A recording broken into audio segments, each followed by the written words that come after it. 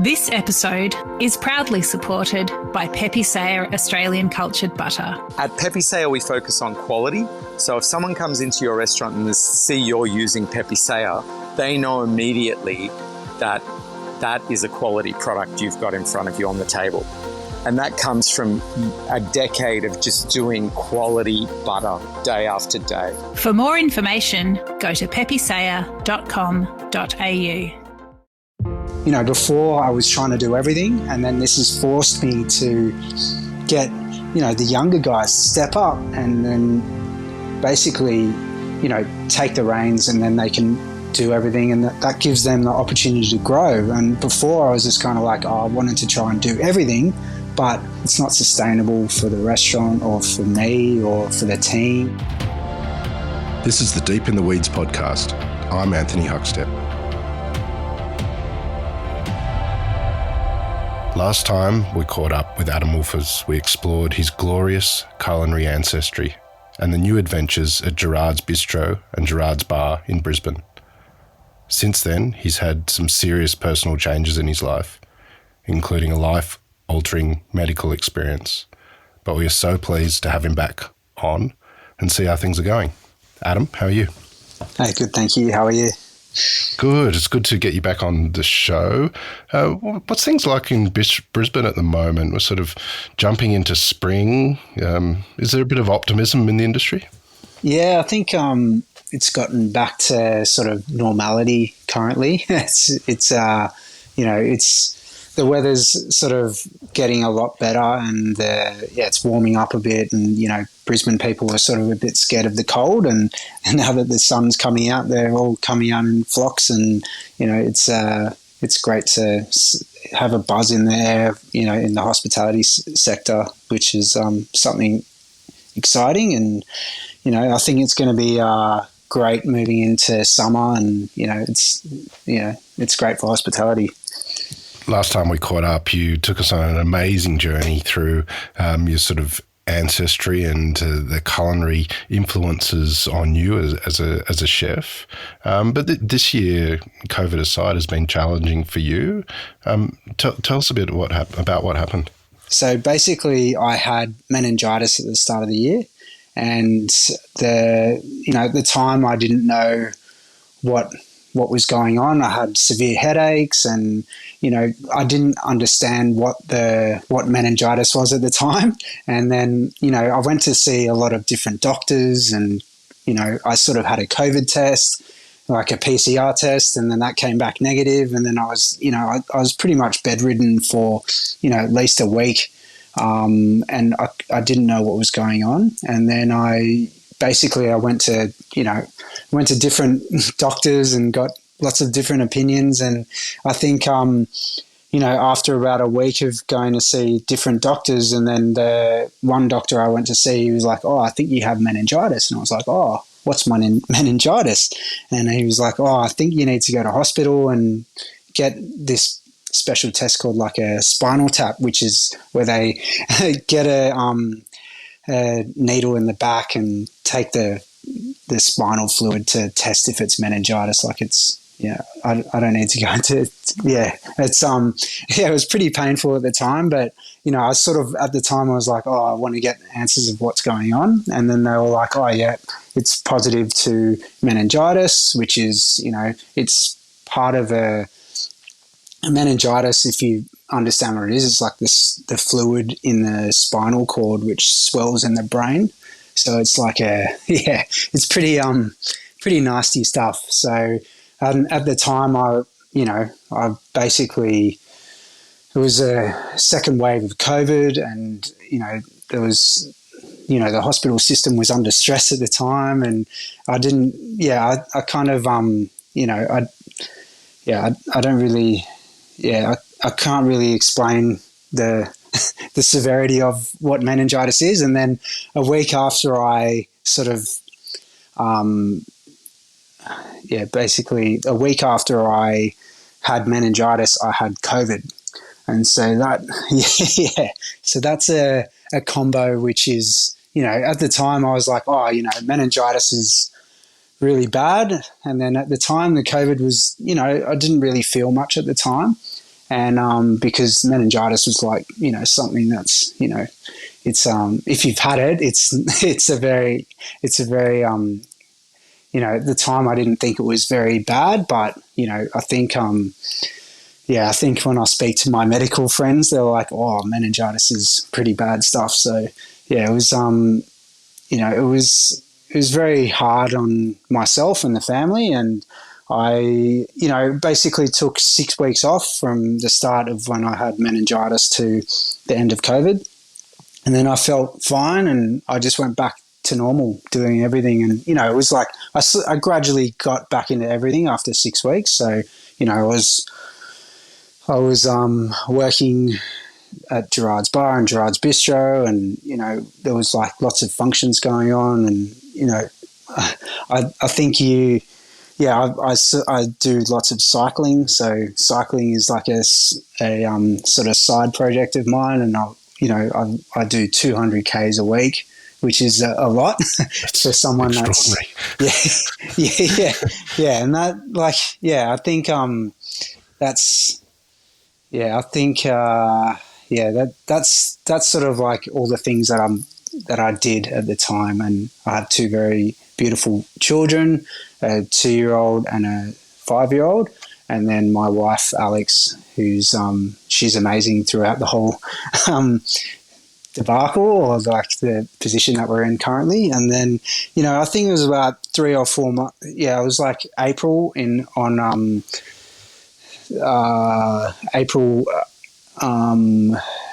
Easter Friday, Good Friday.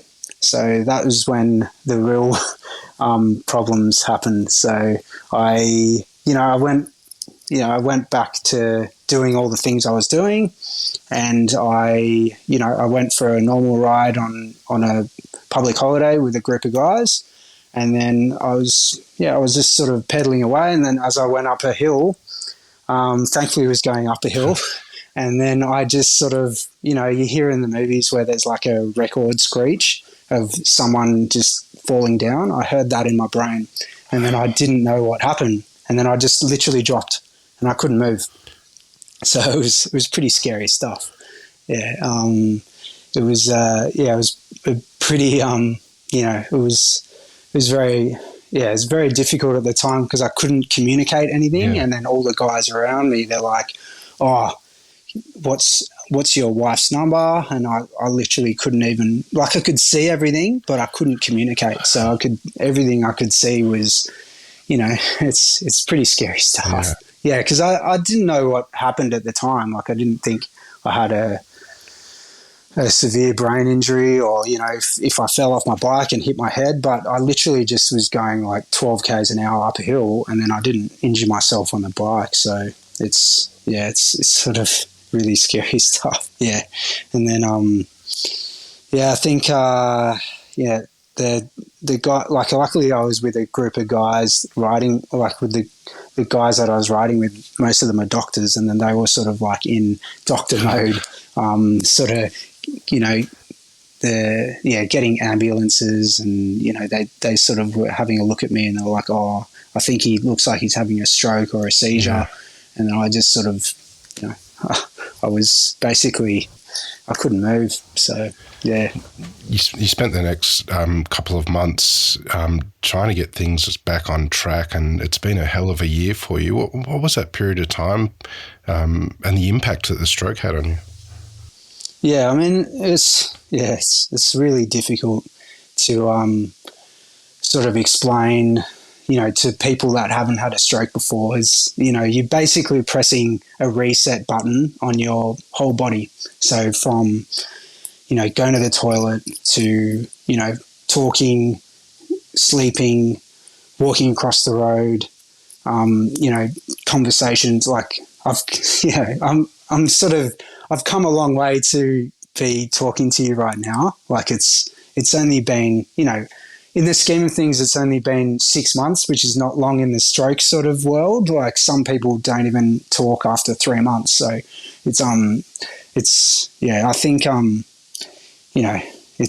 it's been very hard. Yeah, it's been very hard. Well, talking to you now, you wouldn't know any different that you had been through that. but you, as you say, you did have to learn to walk and talk again. What sort of impact has it had on your approach to everything that you do now that you've moved this far forward? Oh man, it's definitely a very eye-opening experience for myself and my family and all the people around me. They've been amazing, like my parents and my in-laws and my close friends, and all the hospitality sector that's checked in and made sure I'm okay. But there's only so much everyone can do with a stroke. You got to think positively, and you got to think forward and don't look at what you were doing in the past. And I think it's been, I mean, I don't have to say it's been very hard, but I think it's definitely it's definitely a learning curve for me to appreciate the better things in life, like family, and like I think work comes secondary to all those things when you have a life experience like this. But it's been yeah. Well, I think it goes without saying that it's been a far more challenging year than perhaps you're giving over at the moment, having gone through the meningitis and COVID, and then having the stroke and learning to walk and talk again. But here you are, and you're working again, and I've noticed recently you're putting on events with other chefs as well. What's it been like in your day job, even though it's secondary? Are you approaching your craft a bit differently? It's hard to explain, because with the stroke, the fatigue part of the recovery is something that I can't really explain. The fatigue side of things is it's sort of managing your day to day in a way that you can do as much as you can without killing yourself. You're forced to slow down. That's sort of everyone's sort of saying, take it easy. And I'm like, oh no, I want to go, my brain's going to go 5,000 miles an hour, but the body can't. So that's the hardest thing for me, because, with being a chef, you've got to call suppliers, you got to communicate with all your staff, you got a family life, and, all those sorts of things. You basically, you can't do everything, and it's, you sort of got to rely on, other people to help you.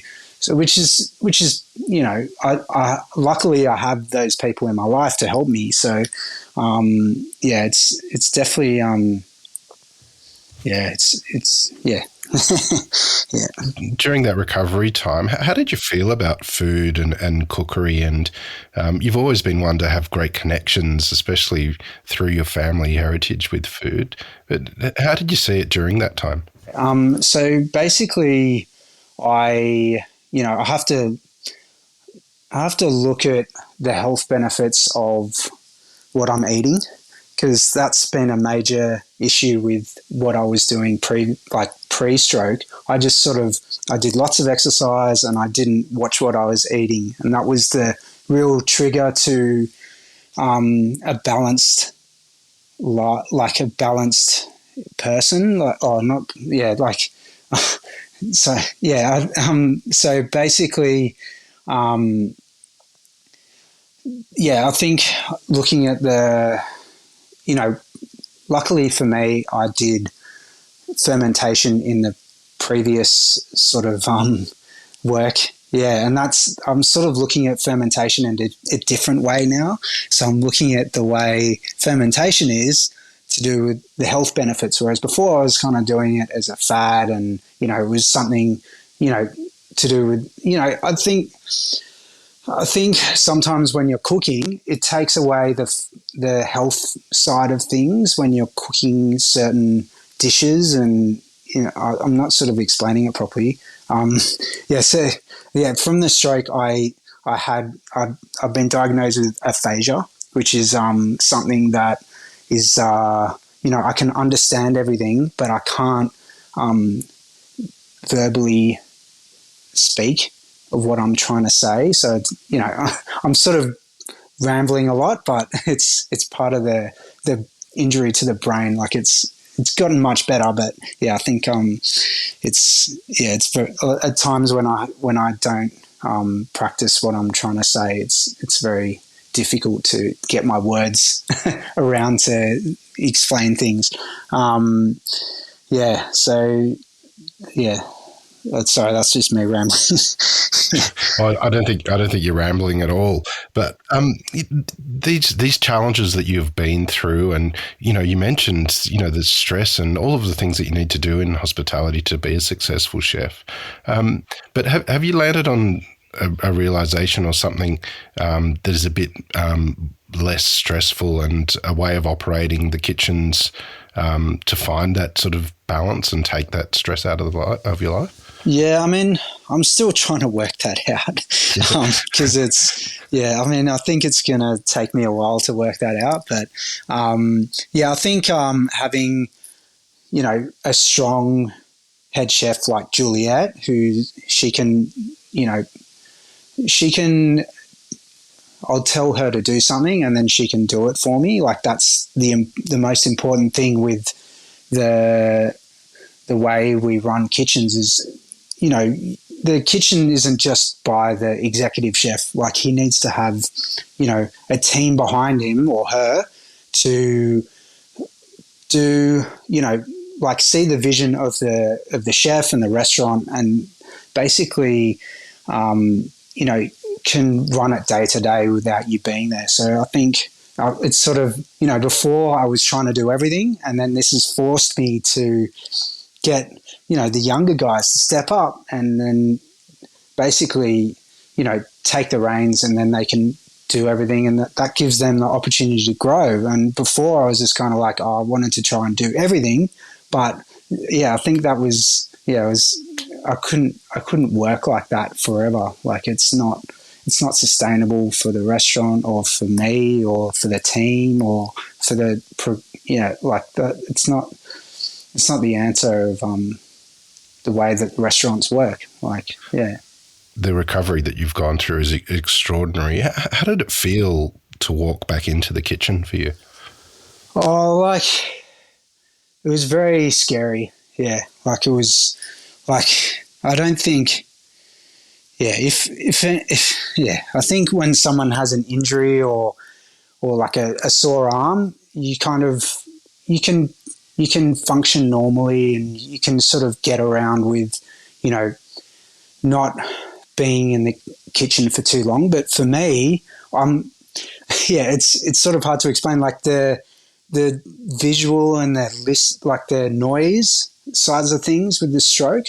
The sensitivity with the noise, that's like a massive issue in a big kitchen. And then that was a real sort of, it was like, I think I've had to get earplugs and, I've tried everything and it's sort of, it's slowly getting better, but I think I work better currently on my own, with sunnies on and noise cancelling headphones, so I'm not distracted. So that's sort of where I'm at the moment. Yeah, it's. Well, you've come a long way, and as you mentioned at the top of the show, we're moving into spring and summer. What are you looking forward to as the year progresses? I think moving into spring and summer, there's asparagus is coming into season, and then the spring vegetables are coming into season, and that's exciting. So I haven't really dug deep into that side of things. So I'm going to be honest with you. Yeah. Well, Adam, you've made a lot of people happy with your food over the years, including me, and it's so good to hear things are back on track and have you today on Deep in the Weeds to catch up with you. Please keep in touch and hopefully we can catch up again real soon. All right, cool. Thank you very much. This is the Deep in the Weeds podcast. I'm Anthony Huckstep. Stay tuned as we take a deep dive into the lives of the incredible people who ply their trade in the food and hospitality sector. Special thanks to executive producer Rob Locke for making this all happen. Follow us on Instagram at Deep in the Weeds Podcast, or email us at podcast@deepintheweeds.com.au. Stay safe and be well.